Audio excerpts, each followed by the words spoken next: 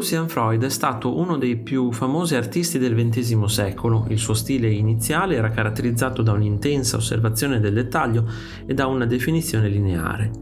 Realizzò ritratti intimi di modelli e modelle, a lui ben noti, sensuali nudi pittorici attraverso una pittura figurativa estremamente innovativa.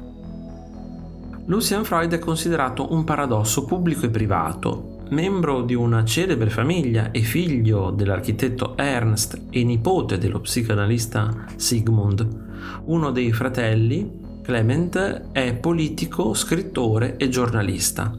Tuttavia, l'artista era noto per la sua avversione alla vita pubblica e partecipò raramente a ricevimenti ufficiali.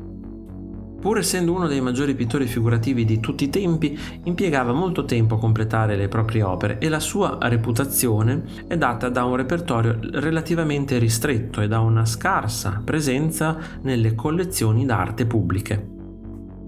Freud è nato a Berlino, ma si è trasferito in Inghilterra nel 1933, dopo l'ascesa del nazismo. I lavori iniziali presentano un insieme surrealista di oggetti inconsueti in un'atmosfera neoromantica irreale. Tuttavia il suo interesse primario è lo studio del volto e della figura umana. Negli anni 40 e 50 ha sviluppato uno stile personale che si manifesta in una serie di ritratti meticolosi e omogenei, caratterizzati da linee e motivi nitidi e da forme alquanto naif, visibili in particolare nell'esagerazione dei tratti del viso. Accosta spesso oggetti o animali ai soggetti umani, come ad esempio il Bull Terrier in Ragazza con cane bianco, e i suoi modelli fissano direttamente lo spettatore con sconcertante solennità. L'attenzione per il dettaglio è presente anche nei suoi dipinti meno conosciuti come i paesaggi urbani e gli studi di piante e fiori. Le sue opere hanno subito un significativo cambiamento di stile alla fine degli anni 50, quando ha abbandonato i pennelli di Zibellino in favore di quelli con setole di maiale per dipingere il corpo umano nudo o vestito, con colore più spesso e tratti più liberi e pieni, manifestando un'oggettività senza precedenti. Freud lavorava dal vero e anche le sue incisioni sono disegnate direttamente sulla lamina. Persegue costantemente la creazione di ritratti che siano persone e non somiglianze.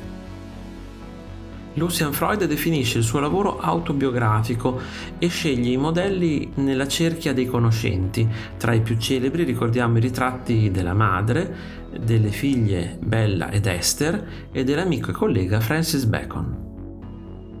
Negli anni 90 ha instaurato una stretta collaborazione di lavoro con due modelli le cui forme corporee lo interessavano particolarmente: lo stilista performer Leigh Bowery e la sovrintendente ai servizi sociali Big Sue Tilley.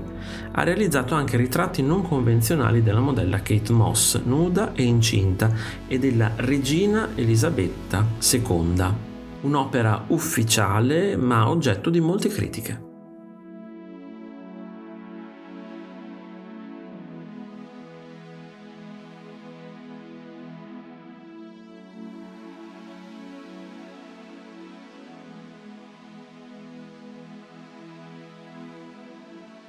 Se ti è piaciuto il video, iscriviti al canale, lascia like e condividilo con i tuoi amici. Ti invito anche a visitare il mio negozio. Un saluto e al prossimo video di Arte Esplorando!